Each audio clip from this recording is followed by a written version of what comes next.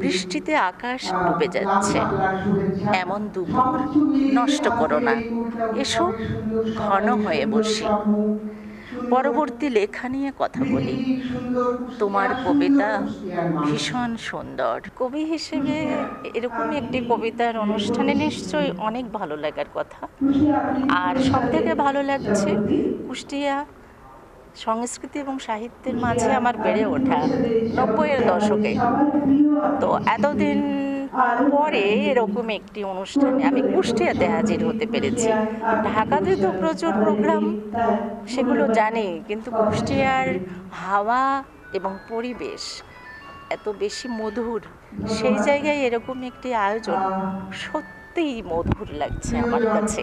ঠোঁট এসে চুপি চুপি বলে, একদিকে কাম, অন্যদিকে ক্রোধ, একদিকে হিংসার লেলিহান শিখা, অন্যদিকে লোভের শিকল।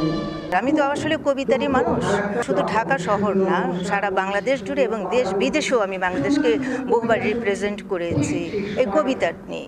বাংলাদেশে এই চর্চাটা যদি থাকে, সাহিত্য সংস্কৃতির চর্চাটা যদি থাকে, আমার মনে হয় বাংলাদেশে অবশ্যই মানুষের ভিতরে এই নতুন প্রজন্ম বলেন, আগামী প্রজন্ম বলেন, তারা অবশ্যই একটা শান্তির পরিবেশ আনতে পারবে, এটা আমার বিশ্বাস। সাহিত্য ছাড়া, কবিতা ছাড়া, এই চর্চা ছাড়া, সংস্কৃতির চর্চা ছাড়া মানুষ আসলে বাঁচে না। মানুষের ভিতরে আত্মাটা, হৃদয়টা বড় হয় না, প্রসারিত হয় না।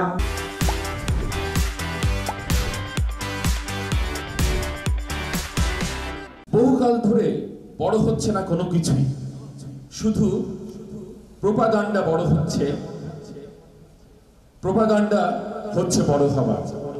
কবিতা কিংবা সাহিত্য নিয়ে এত প্রাণবন্ত, এত উচ্ছ্বসিত, এত সংগঠিত আয়োজন সহসা দেখা যায় না। কুষ্টিয়া জেলা সাংস্কৃতিকভাবে এত বেশি সমৃদ্ধ যে এই কুষ্টিয়াতেই এমন আয়োজন আসলে সম্ভব। যেখানে কাব্য উৎসব হচ্ছে, এই উৎসবটি এমন একটা সময় অনুষ্ঠিত হচ্ছে যে সময়ে ঈদের পরপর এবং আশেপাশের সব জায়গা থেকে মানুষ এখানে উপস্থিত হতে পেরেছেন এবং সারাদিন এখানে কবিতা পাঠ হচ্ছে। এখানে কোনো রাজনীতি নেই, এখানে কোনো কুৎসা নেই, কারোর বিরুদ্ধে নিন্দা নেই। একটি অসাধারণ আয়োজন এবং প্রত্যেকের যে কাব্যের যে ছন্দ, কাব্যের যে ঝংকার এবং বক্তৃতামালা, প্রত্যেকের কথার ভেতরে দেশপ্রেম রয়েছে। আমার কবিতার মধ্য দিয়ে মেহনতি মানুষের জেগে ওঠার ডাক রয়েছে।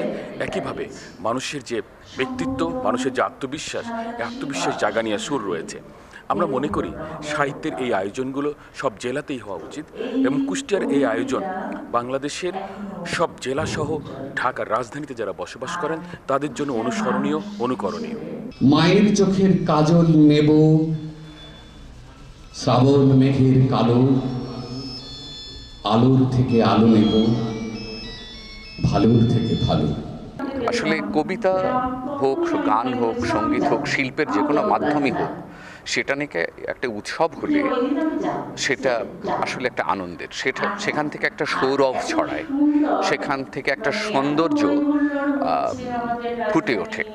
আজকে আমরা হয়তো প্রযুক্তিগতভাবে আমরা অনেক এগিয়েছি, কিন্তু আমরা কবিতা থেকে সরে যাচ্ছি, আমরা ভালো গান থেকে সরে যাচ্ছি, আমরা ছবি আঁকা থেকে সরে যাচ্ছি, আমরা শিল্পকলার নানা মাধ্যম থেকে সরে যাচ্ছি। এবং এই সরে যাওয়া মানে, শিল্প থেকে সরে যাওয়া মানে আমি অপূর্ণ মানুষ হয়ে যাচ্ছি। সুতরাং আমি সম্পূর্ণ মানুষ যদি হতে চাই, বোধ সম্পন্ন মানুষ যদি হতে চাই, আমার রুচি যদি তৈরি করতে চাই, আমার ভেতর দিয়ে যদি সৌন্দর্যকে ফোটাতে চাই, তাহলে আমাকে কবিতার সঙ্গে বসবাস করতে হবে, গানের সঙ্গে বসবাস করতে হবে, চিত্রকলার সঙ্গে বসবাস করতে হবে, সৌন্দর্যের সঙ্গে বসবাস করতে হবে। সুতরাং আমি মনে করি এরকম কবিতা উৎসব আরও হোক। সারা বাংলাদেশে আমি কবিতার টানে ছুটে যাই, যত কষ্টই হোক। হয়তো আবার আসার সুযোগ হবে কিনা জানি না, তবে এটা জানি যে এই স্মৃতিটুকু আমার বুকের মধ্যে আমি ধরে রাখবো। আমরা কুষ্টিয়ার মানুষ সংস্কৃতিকে ধারণ করি, শিল্প সংস্কৃতিকে ধারণ করি। কুষ্টিয়ায় ব্যাপক আকারে সাহিত্য সংস্কৃতি চর্চা হয়, কবিতা চর্চা হয়, অনেকগুলি কবিতা সংগঠন আছে। কিন্তু কবিতা উৎসব বলতে যেটা বোঝায়, এটি কুষ্টিয়া একটা জেলা সদর, জেলা সদরে এমন তো কবিতা উৎসব হয় নাই। কবিতা উৎসবের মাধ্যমে কবিদের মধ্যে একটা সমন্বয়, কবিদের মধ্যে একটা ভাব বিনিময় এবং কবিতার চর্চা আরও সম্প্রসারিত হোক, মানুষের মধ্যে আরও এটা প্রচার হোক এবং আমরা সাহিত্য সংস্কৃতি চর্চাকে বেগবান করতে পারি, এই একটা ধারণা থেকে আমি কবিতা উৎসবের আয়োজন করেছি।